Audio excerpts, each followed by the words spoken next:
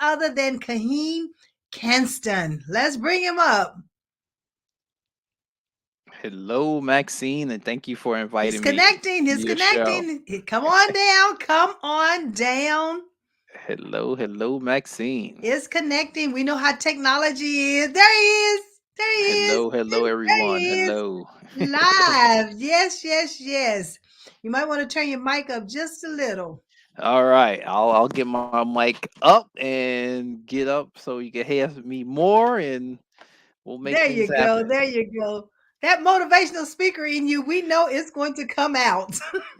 I hear you. I hear you. I hear you. How are you this evening? I am doing good, and thank you very much for inviting me to your show, and thank you for allowing me to talk to your audience. Yes, yes, yes. Just know that we're on podtv.tv. So they can go there and find you as well. Roku. And we stream to 122 countries, probably over 122 countries. So Wow, listen, yes, the audience is climbing every day, 300,000 at this point. that's awesome. 300,000. And listen, our goal is level less, it never ends. It never ends. Viewers. That's right. So tell me a little bit of I know you, and we had an opportunity to meet about 4 or 5 years ago with the Black Entrepreneurship Program. Yes. A great program. Yes, yes. And you were a great instructor, trust me. I picked up a lot of platinum nuggets. That's what I call them now.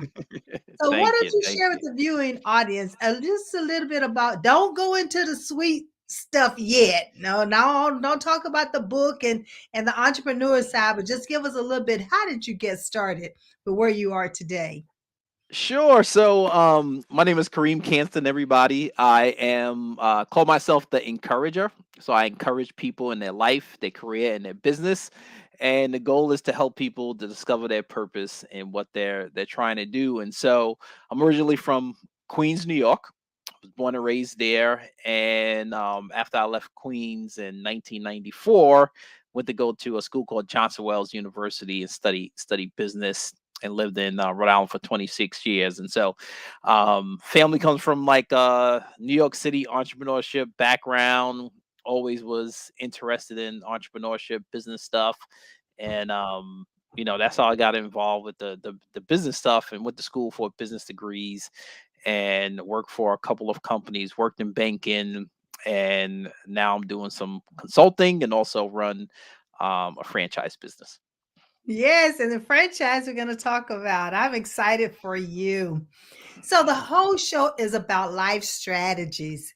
So why and how did you get involved, or what caused you to want to even go onto the business side when you went to the educational, when you had gone to school, the finance? So Mhm.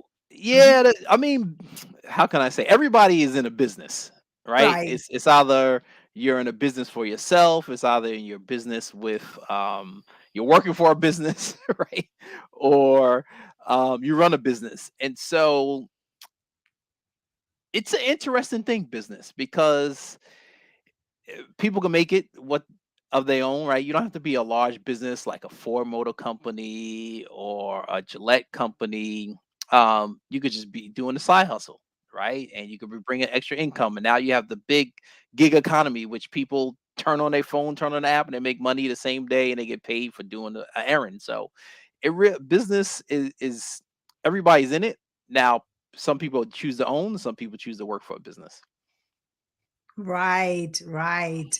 I think that's awesome that you introduced it that way because yeah, business can be so many different facets to it, and depending on what path you decide to go down, because that's one of the reasons why I do what I do with the young, our teenagers and our young adults, is to help them, like you talked about, their passion and their purpose, and what path is best for them with the skill set that they already have, or the innate abilities that they were already born with. And it sounds like to me, Mister, that finance was a very heavy, heavy, probably one of your innate abilities, and not only that, entrepreneurship.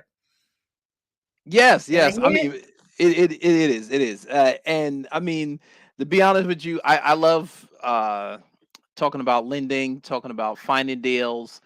But then you also need some good people with the details. So I'm a good visionary person, and that's Right. why my wife is a detail person. A background is an accounting, and so you kind of need people because, as they say, visionaries look at the big stuff, but then when Right. it gets down to the grind, that's where we lose our touch, right? And so I I don't think you hear a lot of people would tell you, that because a lot of people are into themselves, right? Right. But so people say, "Oh, I did it my way." No, no, no, no. Someone had to help you grow that $1 billion business. Come on Someone now. had to Come help on. you to grow that $1 million business. And so some people like, "Well, I did it my way." No, no.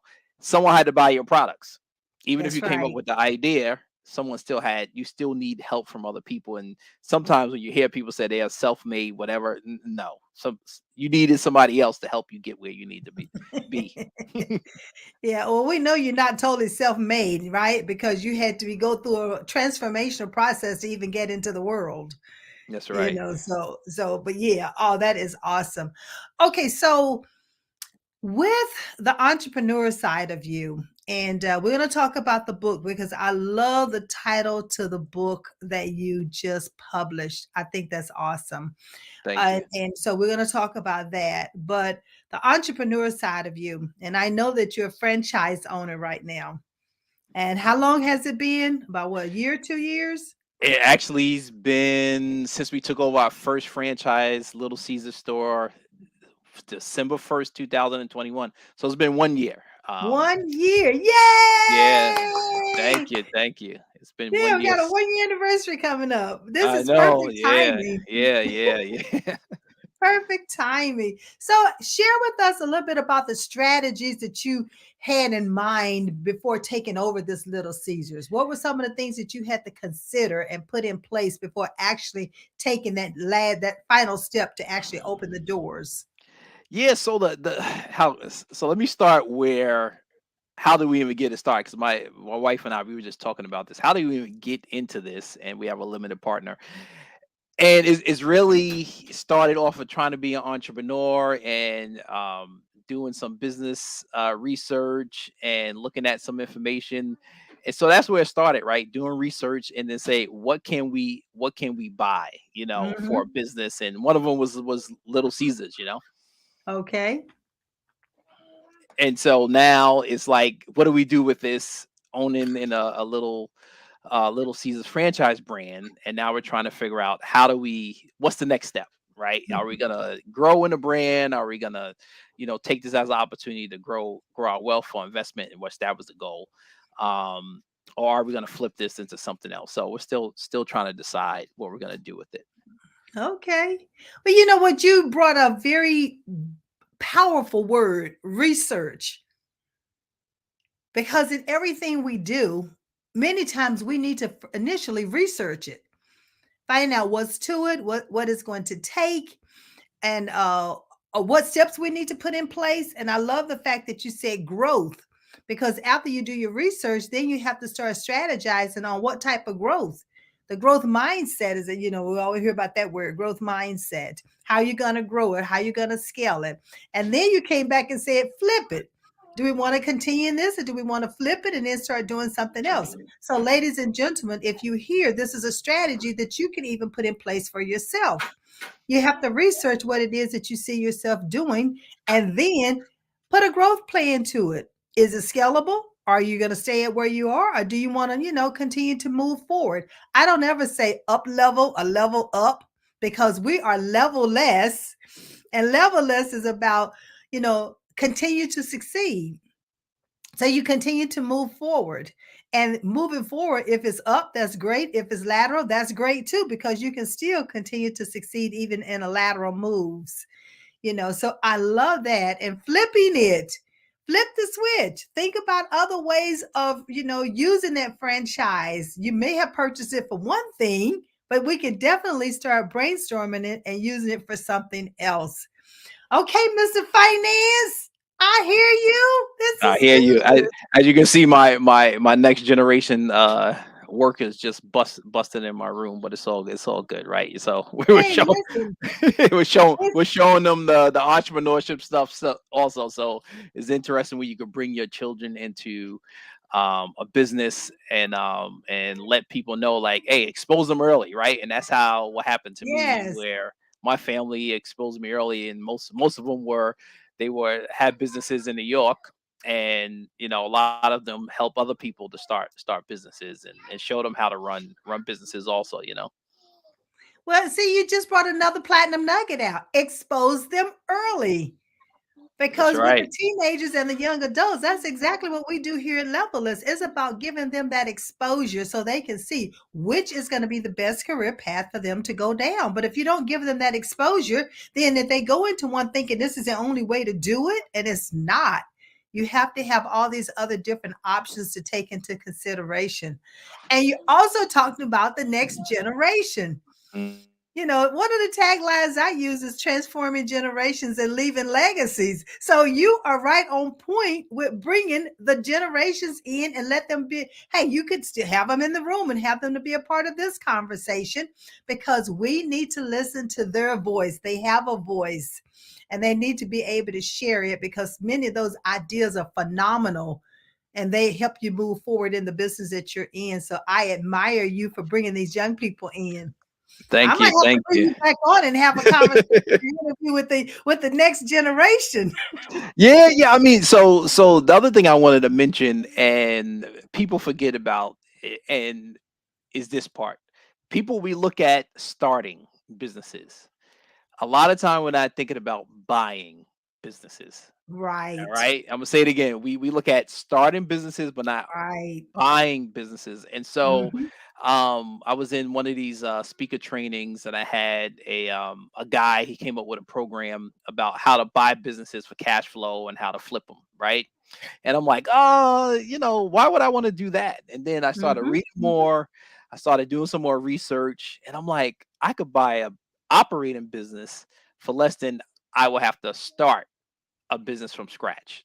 And so one of the things I learned is that you could buy a business, immediately have customers, immediately have cash flow, Yes. immediately have employees. And so with that, the first store that we bought, first day we took it over, we had employees, we had customers, and we had a brand name. Yes, the business wasn't operating up to efficiency, but guess what? At least the first day, I had people paying me money. I'd have to wait and build out a space, get a permit, get all the stuff running. Somebody else did that work. So I tell people nowadays, see if you can find something that's operating, and maybe that's an opportunity to start your business and buy one. Yeah, that is so true. Many times we feel like we have to be the business owner by starting it from scratch, a startup, and that is not always the case. I love the fact that you say buy it, Mhm. franchise it. My husband and I, my first husband and I, before he died, we were in a franchise in Texas called Jana King. Yeah, all Was a right. Yep. cleaning Cleaning service. service. Yeah. A Yeah. cleaning service was the Jana King. So we purchased a franchise that, become a franchise owner then. And yes, it's a whole lot of work, no matter whether it's a startup or whether it's a franchise, you That's right. still have to do the work. And you're still going to have employees. You still have operating procedures like you just talked about. So you do not get away from any of that. So the platinum nugget here is be prepared to do the work. That's You right. brought up the word research again, because you have Yes. to continue to research what's going to be the best franchise if you decide to purchase a business. What's going to be the best business that you purchase? And so, how did you decide, or what went into the consideration as to go into the Little Caesars franchise? you, you're so funny because we were just talking about this. It was like, hey, we eat a lot of pizza, right? We That's number right? one. Do Yeah, you number like the one, product? right. You gotta like the product, like the brand, and then because I'm not a food service person, I mean, in college, me and my friends had a fried chicken business for 6 months, in a dorm. But now my background's not food service, so I said, what process can I find that is actually an easy process that somebody could follow and hopefully turn it around? That's my Right. 7-year-old daughter, Angel. There. Hey, Angel. You say hello, Hi. everyone, and Miss I got Maxine. 7. I know. So that's how well doing some research. That's how we decided. One of the things you got to look for a good partner, right? And so the franchise or does a lot of marketing for you. They do a lot of training. I spend 8 weeks in training, 7 weeks in Detroit, doing like 60-hour days. So if you don't want to be in that business, it's gonna weed you out when you go to the training, right? And so, Right. one of the things I tell people, no matter what you do, if you don't try, you're not gonna find out if you can do it, That's right. right? So yes, it's a lot of hard work. Yes, everything is not gravy. You know, we took a business that was doing less than 300,000, and now it's doing about like 500,000. But it's a lot of work. It's a lot of work, and it's not like we're making a lot of money right now because we're doing turnarounds and we have to wait for the profit to come. Right. And also the nugget here would be patient. You got to have some patience. Yes. Yes. And then number two, be prepared to do the work, because if you're going to do a franchise, you need to understand how does it started, what's the, as they say, from the ground level. You have to go and do all the training that's necessary, understand the ins and outs of the business and how it runs and so forth. So that's another nugget for people to understand. So that's good. That's really, really good. That's And I right. love That's the right. fact that you talked about where you started out at, where you are now, and then the profit is coming because you can already see the growth. That's right. That's right. And another thing too that I'll share with people. So what's my goal? My goal is now I'm in this franchise. I'm trying to show other people how you could get into it also without Hmm. without also starting brand new, right? Because there's a Okay. lot of opportunities where people are looking to sell units, but people don't know how to get into buying the units, right? Um, Right. or taking them over. So now I'm already licensed. I'm approved by the franchise, so I could just go and take over other units while I have to go and do 8 weeks of training, anymore, which is nice. See, my kids want to use markers. That's okay. Well, that's the creativity in them. That's So it. That's the that's okay. creativity, right? And That's so right. and so if you and if you think about it, what's missing, right? Just think about it. Most of our communities, you can use it with Angel. Yes, you can. And so if you think about it, in many communities, we have franchise businesses. Right. A lot of the franchise businesses nowadays are not owned by local people because there has been a movement for private equity firms and investors to buy up units for cash flow. So what Okay. what I want to share with people that there are opportunities for you to get in the game also, right? Or you might have a Okay. family member that's a manager of a business and they like, oh, it would be nice to buy this business, but they don't know how to do it. There's opportunities out there, but people are not thinking entrepreneurial that way, right? Right. So there's opportunities out there. And so we just have to share more of those opportunities with other people. And that's what I'm trying to do. Like I have opportunities right now to take over other units. Um, but right now I don't have the capacity that I want to take them on. But if I have partners, right? If I have somebody in the community and say, listen, I'm a manager, but I now want to own, then Right. I'll be your strategic partner, right? Or Okay. if I have partners that are looking to get into the franchise model, Little Caesars, then we could Right. partner up and kind of work together. Because that's where you really need right now, especially with the labor market the way it is. You kind of need some stability, and you kind of got to be creative of how you have operate your business, especially since your business is open 7 days a week.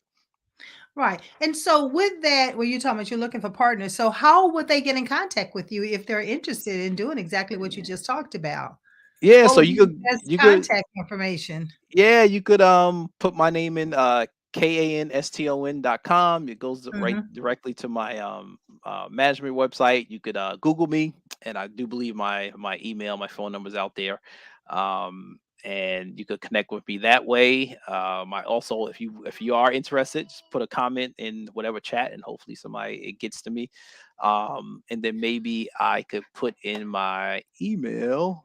Yeah, put the contact information you want. I know I have your www Oh yeah, contact information. I just I put didn't know my if you want. email. If you go.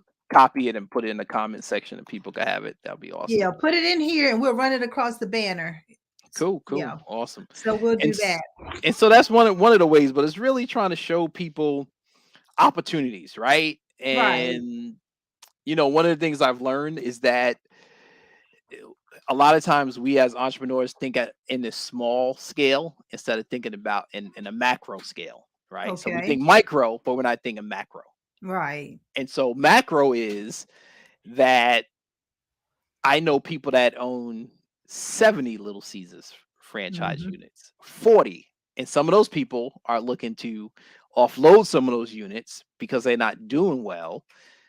But in order to get to half of where they are, you need partners to do it, right? You just can't say, hey, you're gonna take on it by yourself, because you need management, you need advisors, you need capital. And so I'll be dumb if I say, hey, yeah, I want like 10 stores from you all like tomorrow. No, it's it will be a lot to take on just by myself, So Right. and my wife and my limited partner. And so what I'm trying to show people is that you need to have partners to scale, and that could be your customers maybe. It doesn't have to be like, hey, I need a partner or owner. It might be an advisor, it might be other people that could help you out, because that's how we got where we got to, and now we own 2 stores in North Carolina. So thank you, thank Hey, you. I'm always ready to give that. Yes, that is awesome. And that's what it's all about. It's collaboration, it's partnering with individuals, it's building the relationships. All of that is still a part, whether you're a business owner, start a startup, or if you're going to franchise, you still must. And if you're trying to even become employed, believe it or Mm, not, it's still all a part of the process. You cannot get away from that. Networking is just as critical. so true.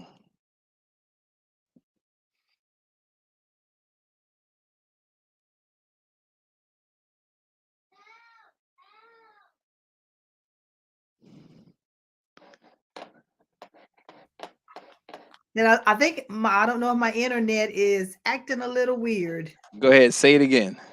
Okay, I want to talk about you being an author and the book that you just released.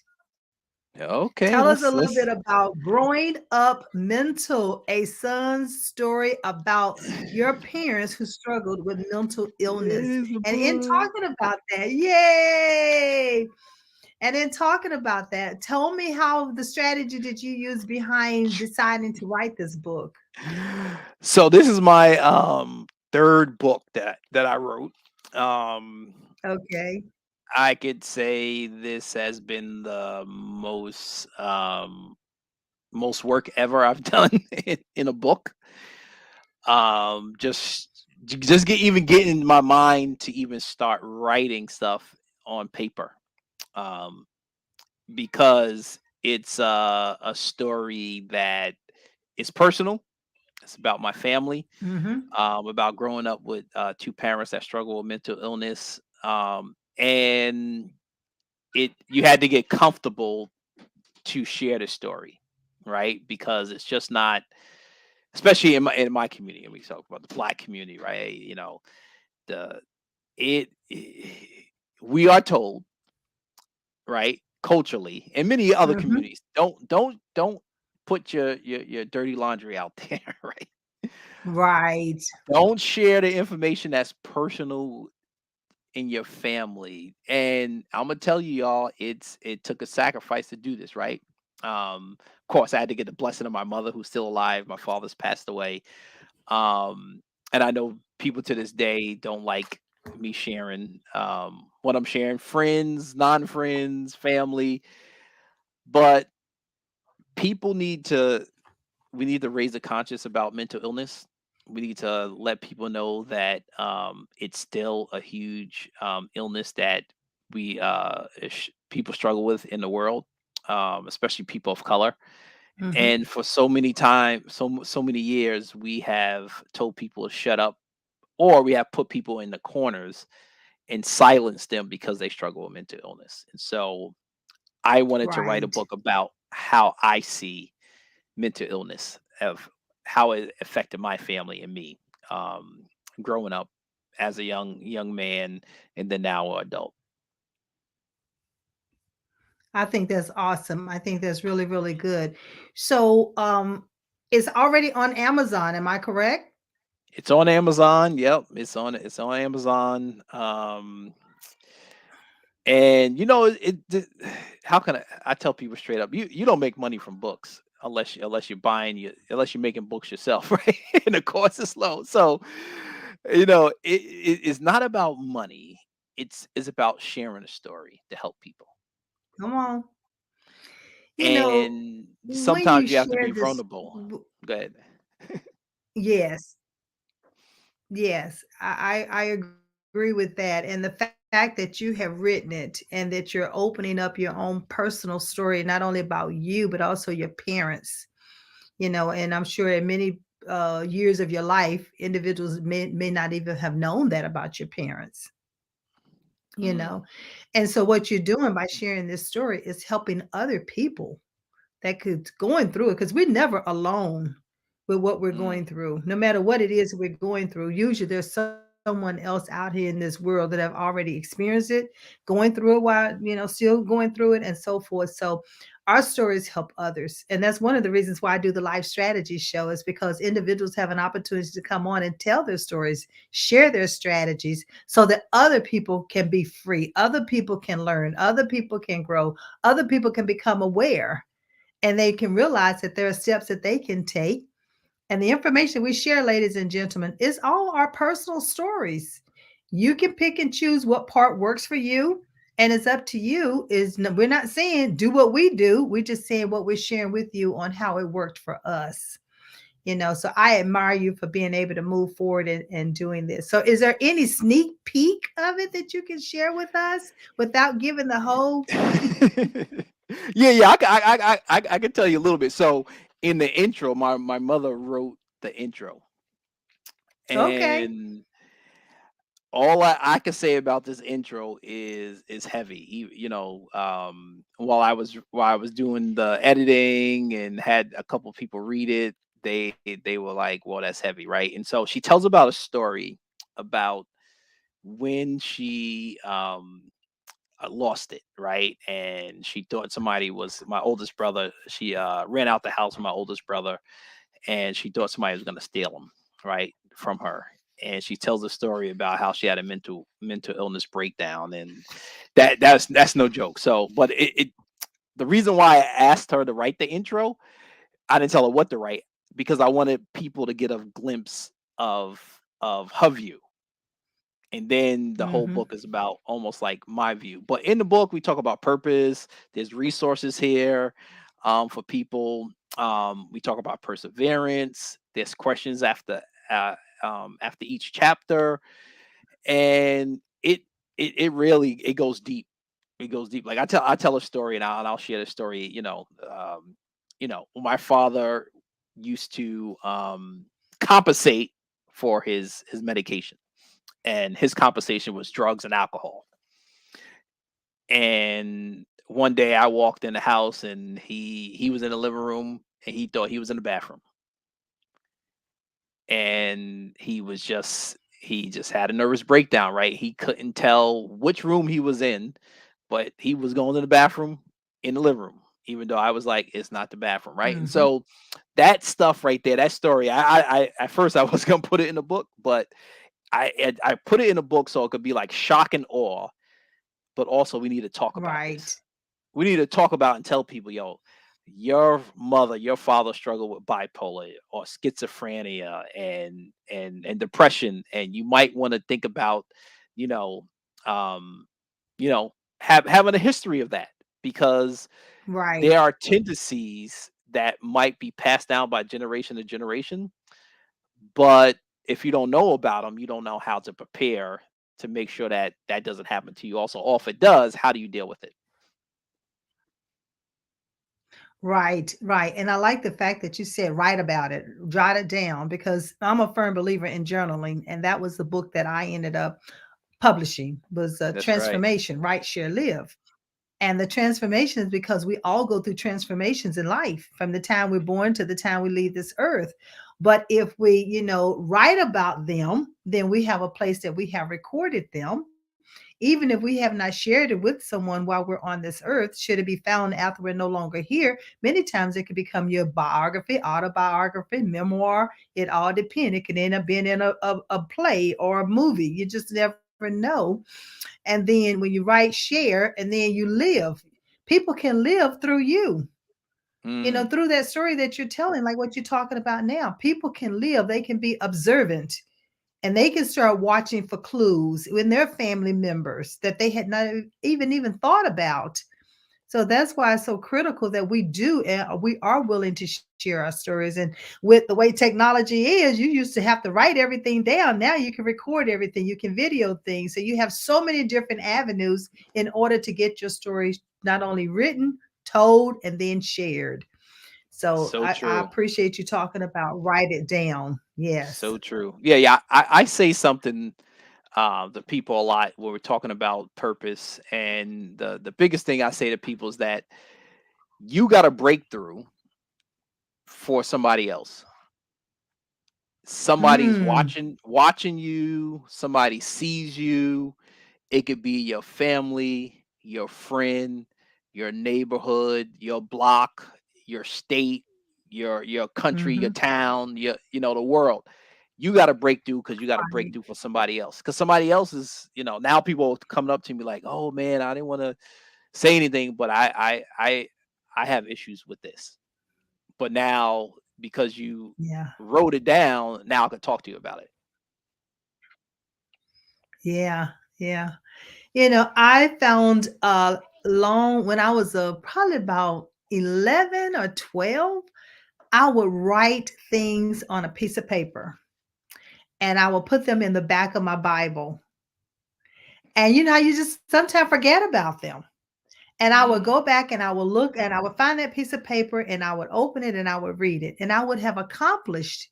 Because what happens is I was writing my goals, I was writing visions, the things that I wanted to do, and I would have accomplished them. And eventually it helped me to understand that the more I wrote my goals, the more things I accomplished.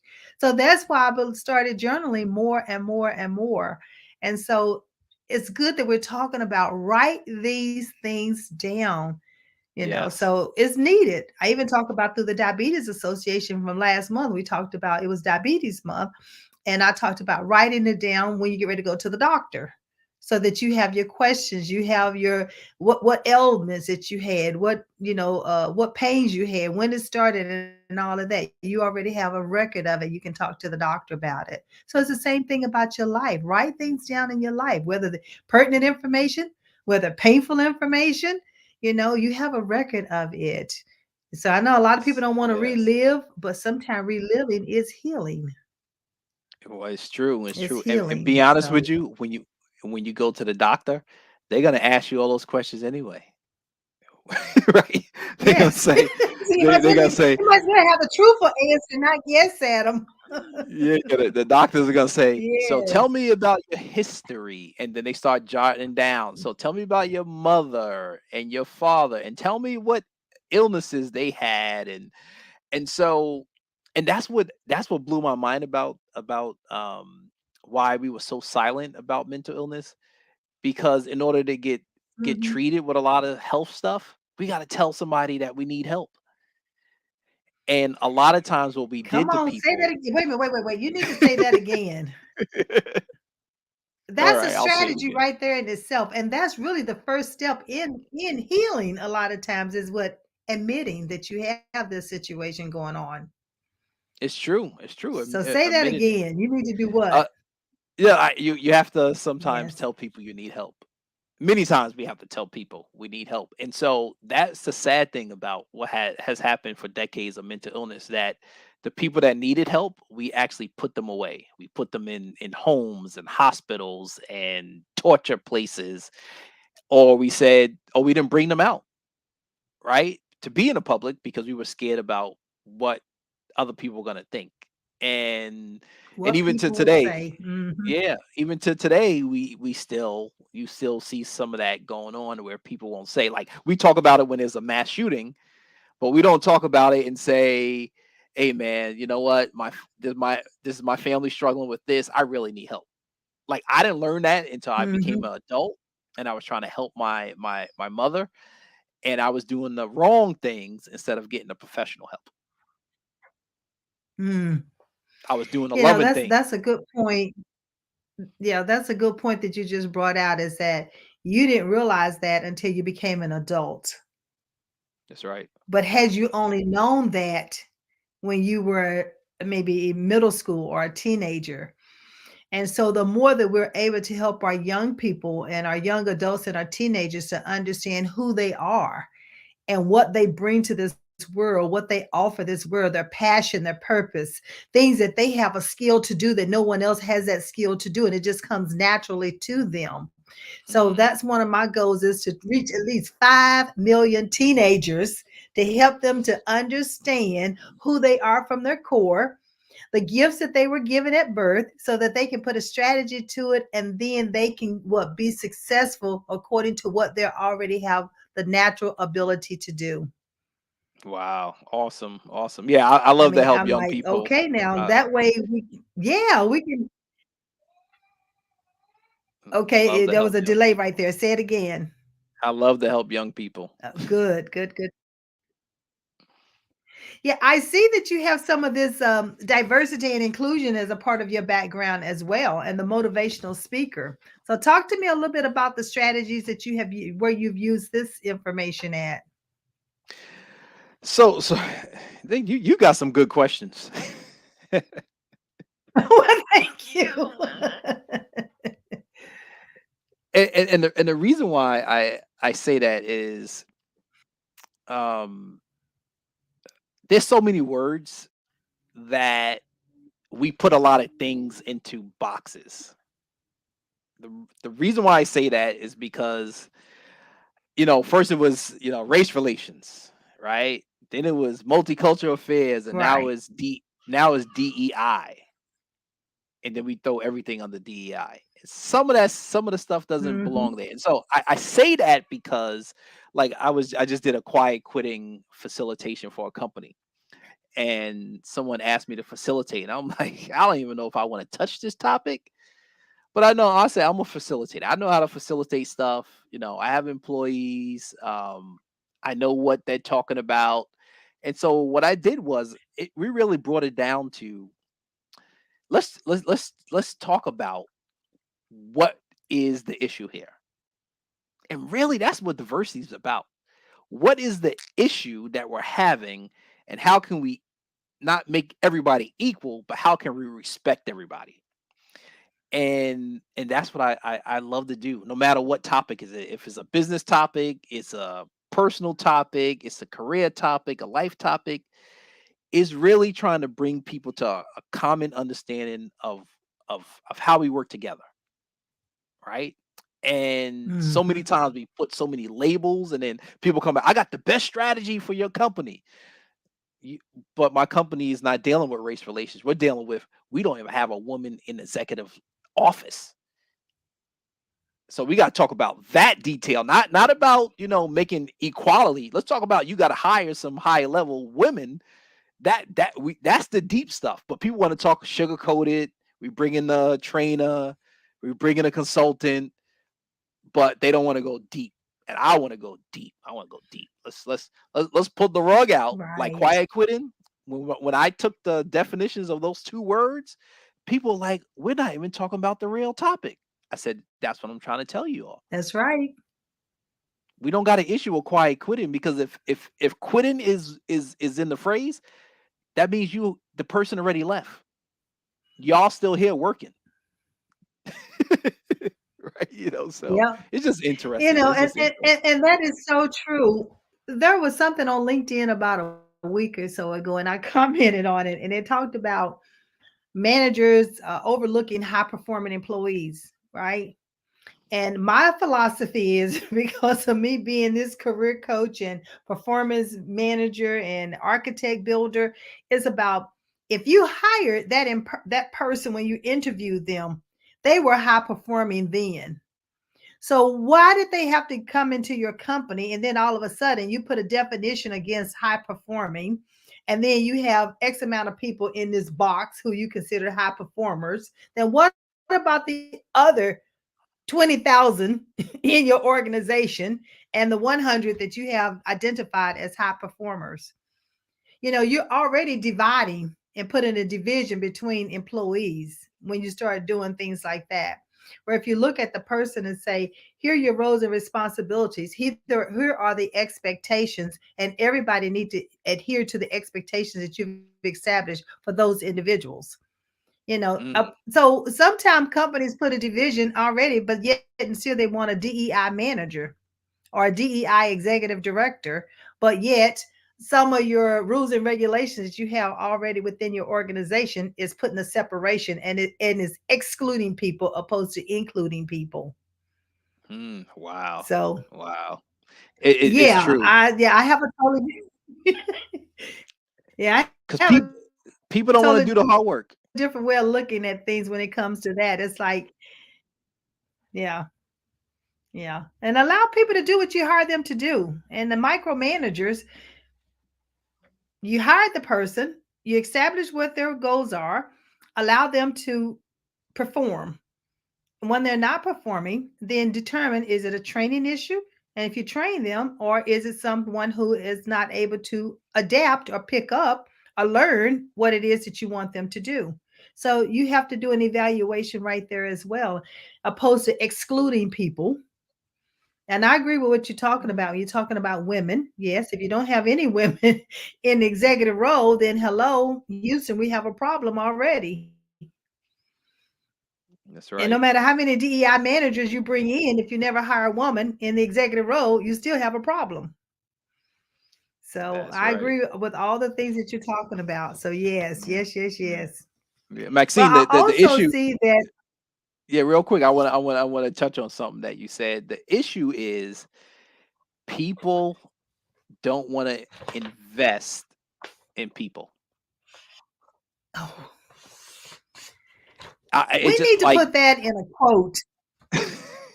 That needs to be a quote. If it's not out there, we'll put your name beside it. yeah, it's true. I mean, companies like you said, companies hire you, give you a job description, and then 6 months later say that you're the worst employee. Well, did you give me the tools so I could be, excellent in my job? Probably not. Yeah. And not only the tools, but did you give me an opportunity to make that transition? Because some Mm, transitions, 6 months might not be long enough, depending on what the roles and responsibilities are. And you have to also understand the person's learning style when they take on new information and process it, and the person that's delivering the information to the new person. So there's so many different parameters that goes into variables that go into this, that many times managers might not look at that. See, I was one of the ones who was part of the performance management expert team, and I will travel around the United, well, I'll travel internationally and train people on performance management. And what does that look like? Well, performance management is not a manager managing the performance of their employee. It's mm, cascading your vision of the organization. So everyone goes will lead up to the ultimate what, meeting those global goals or meeting the organizational goals, and everybody understand the role that they play. that's right. That's performance management. It's not about, did Maxine complete this task? Did she do it on time and so forth? But did you establish the goals for that employee with that employee, so the employee had buy-in and they understand it and they know how to complete them? I used to always tell my managers, don't have an employee miss the goal, they need to exceed the goal. Mm, And the way to so true. exceed it is that they understand what it is that they are to be doing, and you understand what they're to do. And is there training involved? Is there a development that's necessary? It's So, what true. are your It's thoughts true. on that? It's a huge one because I have employees myself, and I want the best out of them. But also, I know I have to take time to nurture them, and I like to play to people's strengths, not their weaknesses. So it's a lot of, well, there's a lot of people that are managers, but they're not leaders. And that's one of the big issues also. So you might have a title, Yeah. but you can't lead people the correct way. Mhm. So so that's another big one. Where I like to do leadership training. What's a leader? What's a manager? And let's vice versa. Because a manager just manages people in a process. Leading, you got sacrifice. You got to do Mhm. something, and usually do stuff you don't like. If you're a person you don't like saying hello to people, Mhm. if people working for you, you probably need to say hello to people. You probably need to, Mhm. like, I Yes. had this great person. I was working on a contract, and every time we had a meeting before we did work, she says, "How you doing? Tell me something personal that you're Mhm. struggling with," so she could get to know you before she'd tell you what to do. There's a book called What Great Managers Do. They break all the rules. Mm, Right. And breaking the rules of doing exactly what you're talking about. You get to know that person, that employee on a personal level. You even know when their birthday, you even know when their anniversary dates are and things of that nature. That's when you know your employees and who's working for you. You know their strengths. You know their opportunities for improvement. You understand all of that about each employee on your team. And so I mm. I do workshop. I love the fact you talked about leadership, and yeah, because I do a workshop called Leadership. So you Wow, need to know how to lead, which means you need to be a leader. that's So right. if you never led anything, how can you totally deliver leadership to a team or to an organization or to individuals? And did you follow? That's right. So there's Right. follow, lead, leader, and leadership. So you have to be a follower as well, so that you know what is it like to lead. But I That's love this. right. So with these the franchise that you're in, and like you said, you acquired all these employees, and you acquired customers and all of that. So how has that been a transition for you, a transformation for you, when you started this franchise? Because I'm gonna go back a full circle because I want us to end with the book so people can start purchasing this book. Because listen, it's excellent stocking stuffer, or give it just because. Thank you. It always could be a gift just because. Yes, yes. So full circle was, I needed to step out my comfort zone. And my comfort was a being, this management consultant. I would hire people off and on when I had projects, but I really wanted to do something, to grow something, and show people that I could grow something. So that's what we did, right? We've grew sales, grew employees, invested in people. Now we're trying to grow profit. We haven't made a profit yet because we're doing turnaround businesses. So it takes some time to turn them around and make them profitable. So I've done that, right? And now it's like, now we need to take it to the next level. So in my entrepreneur mindset, it's either we're gonna grow in a brand, or we're gonna, I don't know, flip out of the brand and do something else and invest in something else. So we're trying to figure that out. We're taking December to really come up with some plans. But it goes Okay. back to knowing your purpose. And I think I talk about that in the book. And everybody was made for a purpose, to do great things on the earth.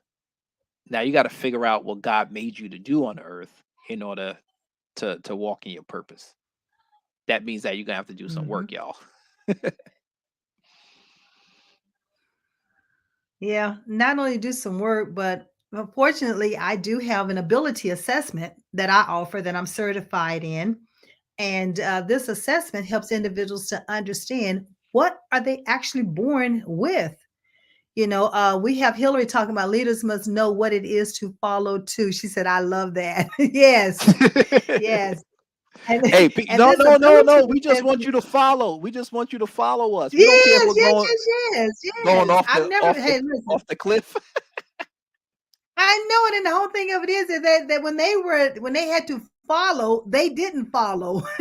They wanted to be as they say, the chief. They wanted to be the leader. But once you learn how to follow, then you appreciate those who are actually leading you.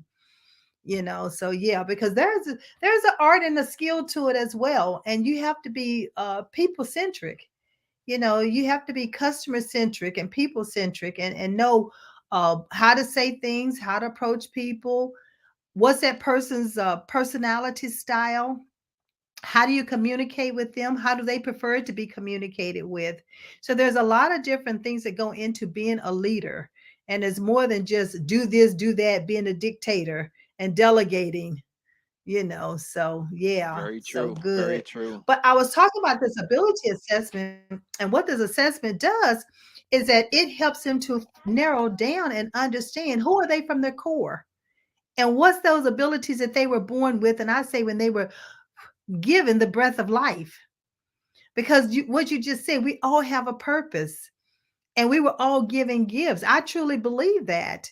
And once you can either identify it, discover it, or have it confirmed, it helps you to have smooth sailing in your life. It helps you to have that balance in your life. It helps you to understand and build that confidence that you know the direction that you're going, and you can put that strategy in place.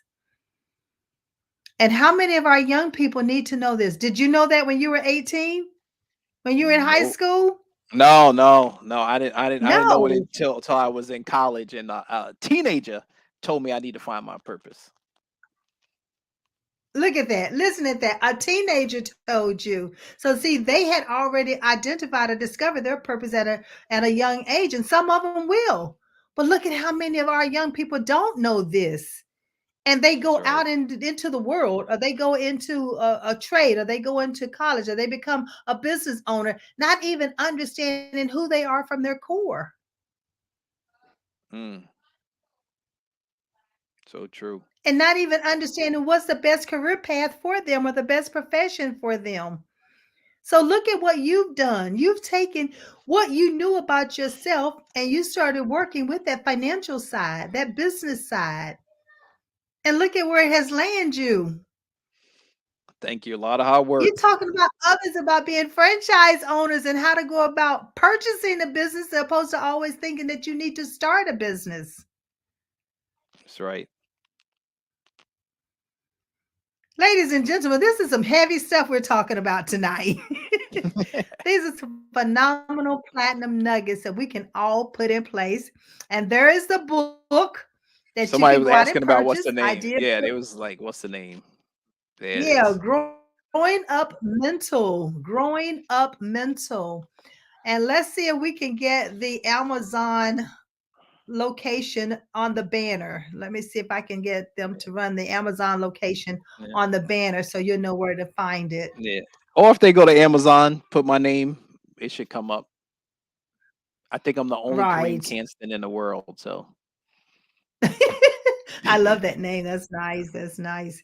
So as we go into our closing moments, we talked about where can they get in contact with you, and I think I had your LinkedIn profile up there. I might need to go back and put it in there again. So that if they well, you want them to connect with you on LinkedIn. So how would they connect with you on LinkedIn?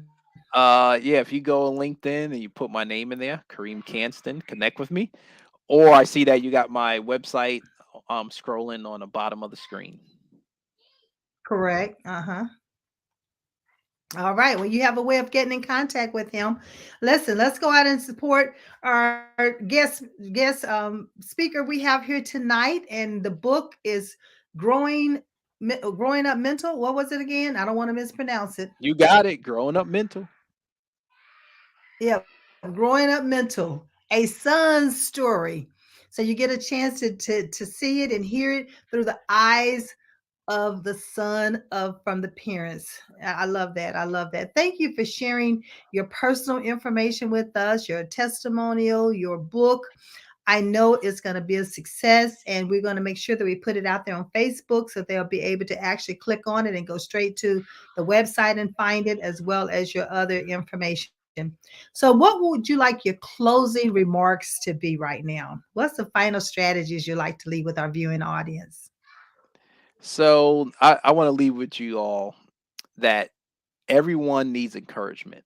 and I want you to think about somebody that might be going through a hard time and maybe give them a call, maybe send them a text, maybe send them an email and let them know everything's going to be all right. Okay. I think you froze on us just a tad bit. Right. I think he I think said that if you see someone who's going through a hard time, maybe give them. Okay, go let them know ahead. everything's going to be all right. Let them know everything is going to be all right.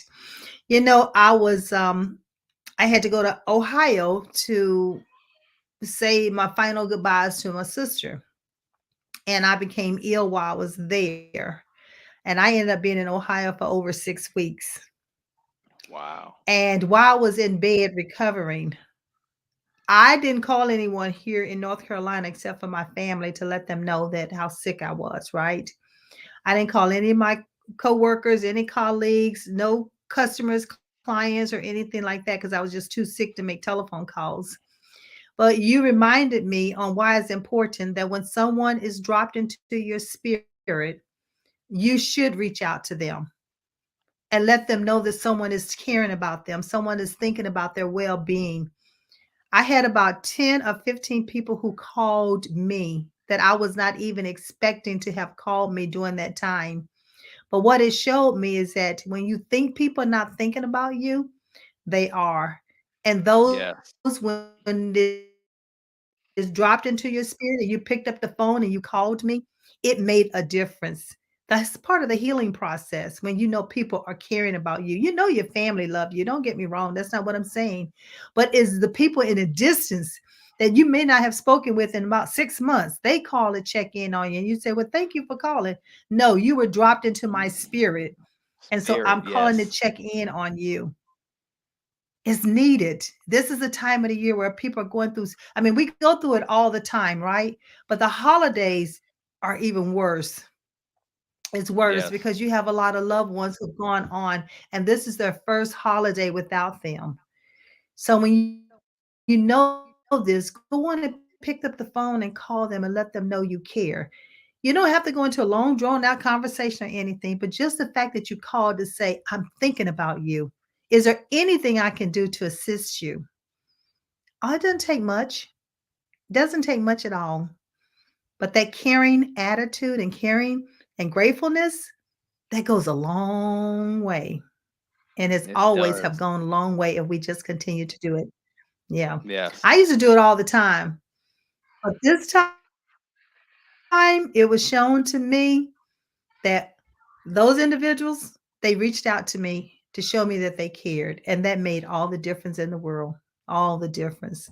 So thank you Yes. for sharing this personal book. I can't wait to get my signed copy. I only You'll get receive one. autographs. I have to have an autographed copy. I have in my library, I have a shelf of all the books that have the autographed copies of the actual author. So I want to make sure I put Nice. yours up there. Thank you. I'll make sure I All get you a right. copy, Well, Maxine. ladies and gentlemen, this does it. Oh, thank you. This does it for us this evening. And my guest has just dropped some platinum nuggets. And I am looking forward to having him back with the next generation. So we have to have those teens to come on with you because I know they're learning a wealth of knowledge from you. And it would be nice to have them to impart their knowledge to the world as well. Okay. Thank you, That's an Maxine. open invitation. Awesome. All right. Okay, so we're going to sign off for tonight. So meet me back here next week, same time, same place, same station. Until then, I believe in you and I trust you believe in yourself. Have a good evening.